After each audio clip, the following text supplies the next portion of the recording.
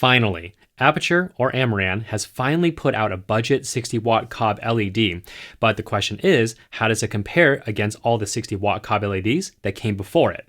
Let's find out.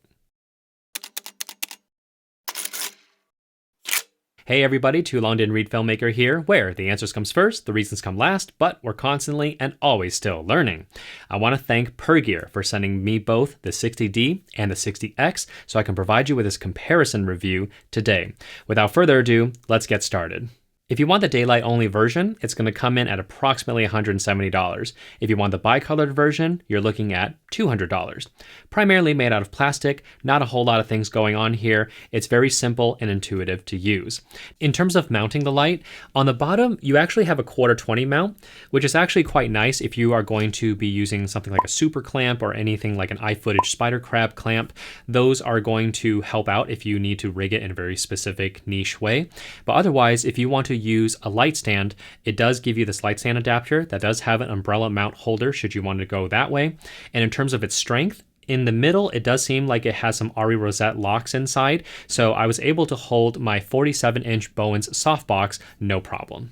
A great feature is the fact that yes, you can power this light with NPF batteries, specifically 2 of them.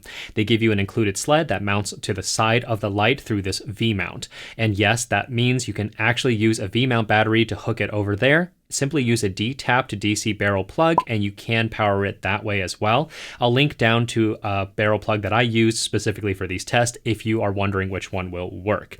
Now, when it comes to battery life, with 2 large generic Sony NPF batteries, we are looking at approximately 33 minutes for the Aperture Amaran 60D, and we're looking at 43 minutes for the 60X. And I think this just has to do with the wattage of the chip because the 60X technically is not as bright as the 60D. So that does make sense. Now, when it comes to using a generic 190-watt V-mount battery, through the D-tap on the 60D, I was able to get approximately an extra hour, so about 1 hour and 30 minutes, and the 60X is going to give you approximately 1 hour and 40 minutes. Now, one super important note. Update the firmware of your 60D and 60X the moment you get it.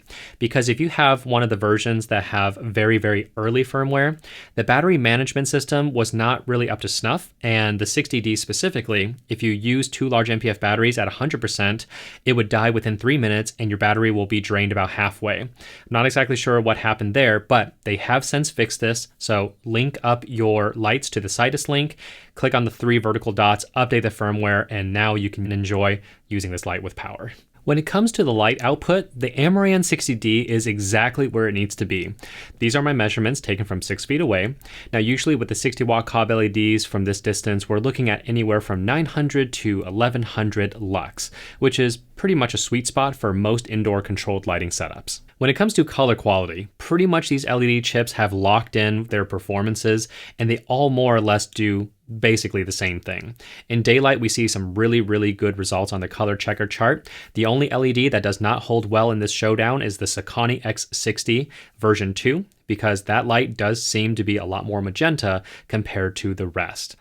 If we're going to take a look at the tungsten is doing quite well. And again, all these color checker charts, I don't custom white balance anything. It's dialed in on my Panasonic GH5, in which case the skin tones and reds traditionally on Panasonic's color science will go towards yellow. So what we're seeing here is actually pretty good results, and it's basically holding up against all the other tungsten LEDs that I have reviewed so far. Now, this light does have a fan inside, and there's no way to turn it off like some of the other 60-watt COB LED lights, but it's really not that loud. Yes, you can hear it, but here is a test from 3 feet away to see if you can hear it and if it matters.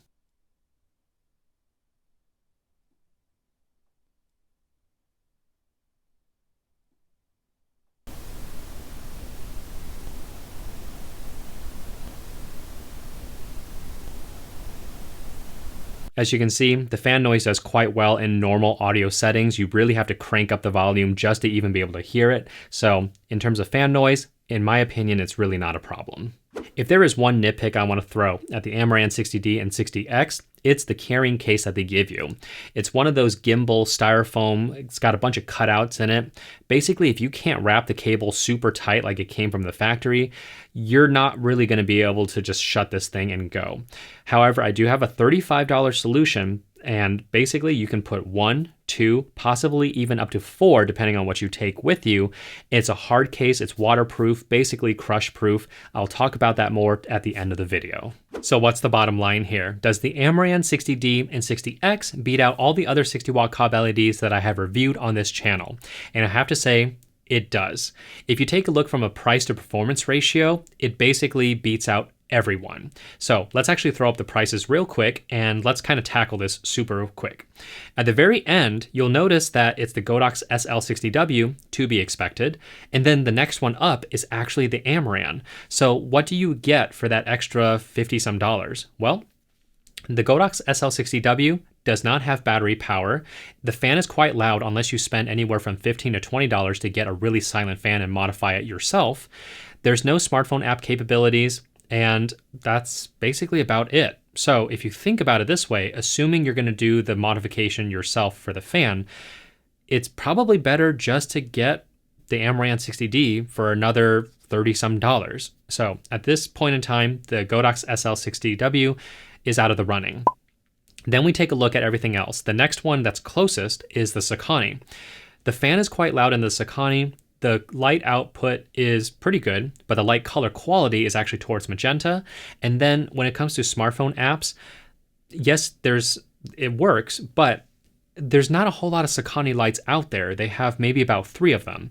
And who knows if Sokani is going to continue making lights, because that's not what they're known for. They're just a third-party off-brand. So at the end of the day, when it comes to ecosystem, you're better off going with the Aperture than the limited selection of the Sokani X60w. Now, if we continue looking here, you'll notice that the Amaran 60D and 60X are now at the cheapest level compared to all the rest of the remaining lights. So the question is, do you actually get anything extra for the extra $100 to $160 you're spending with these remaining competitors? You're really not getting a lot. You're getting a carrying case, but like I said, I have a $35 solution. I will get to that real soon. Just hang with me here. So you're going to get a carrying case. The light output is basically the same. The light color quality is basically the same. The only thing that these more expensive options beat out the Amaran is battery life by a significant amount. Basically, if you look over here, they basically tear the Amaran 60D a new one. However, hold on here. That doesn't mean you should just go ahead and spend an extra $100 to $160 and get the light that has more battery power. Because think about it. If you're going to spend that money anyways, you're still going to have to buy more batteries in general, or you're going to have to buy a battery, period. So it makes more sense, in my opinion, that you spend the $100 to $160 and just buy your either V-mount battery or buy Sony NPF batteries. Because with Sony NPF batteries, you can get anywhere from 4 to 6 of them and easily match up in terms of overall battery life. Now, I get it. No one wants to have to switch batteries out constantly. And that can be a thing to consider. But at the same time, it's like, well, then you probably should get a V-mount battery, of which spending that extra $100 that you would have just to get the like the Godox lights, use that $100 on a bigger V-mount battery. That's going to do you much better. Or you can even use a camping generator, as those are going to power these lights for quite a while. And you can power more than one off of one battery. So when it comes down, again, to price to performance ratio, the Amaran technically wins. So at the end of the day, especially if you're a beginning filmmaker and you're looking for your first COB LED at 60 watts, because that's a pretty good place to start, you know you want to use Bowen's modifiers, you're going to shoot through diffusion, the Amaran 60D is the light you should be looking into, because after you start using this light and you understand that you need more powerful lights, you can go for the 100X or the 100D, the 200D. You can go into the Lightstorm series all the way up to, I think, 1200D now. I believe they're doing tube lights, and then there's LED panels. Aperture has such a great ecosystem of lights, and knowing that you start from the very basic 60 watt COB LED, and you can move into their more expensive stuff while still using the Sidus Link app to control your set, that's just something that has been sorely missing for Aperture. And they finally connected that bridge from a budget package all the way to their more expensive package. And all of these lights will help you in your filmmaking journey. All right, guys, you've waited long enough. Here is the mystery $35 crush-proof hard case. It's made by Rigid, because it's actually just a toolbox that you can get at your local Home Depot, or you can get it online. I'll have some links down below. You can fit everything that the Amaran 60D comes with, up to 2 of them. That's the reflector, the AC power brick, the cords, as well as the battery sled, and you can put up to 6 MPF batteries in there, so you can basically power both of these lights quite a while.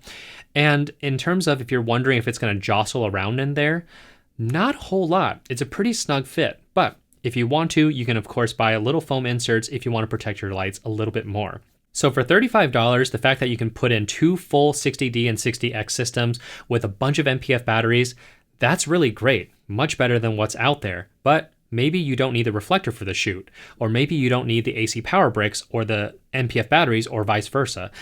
If that's the case, the more stuff you're taking out of it, the more lights you can put in. So again, for $35 that you can put anywhere from 2 to 4 of these 60Ds inside, crush proof, dust proof, basically waterproof because it's got a rubber gasket on the side, you can't beat it. It is perfect for this light.